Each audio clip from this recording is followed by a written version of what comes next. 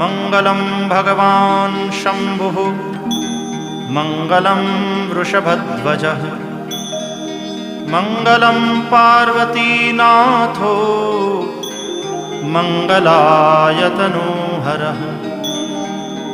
सर्वमङ्गलमाङ्गल्ये शिवे सर्वार्थसाधिके शरण्ये त्र्यम्बके गौरी नारायणि नमोऽस्तुते।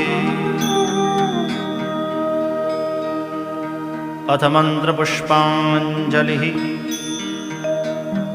ॐ जग्नेन जग्नमयजन्त देवास्तानि धर्माणि प्रथमान्यासन् तेहनाकं महिमानः सचन्त यत्र पूर्वे साध्याः सन्ति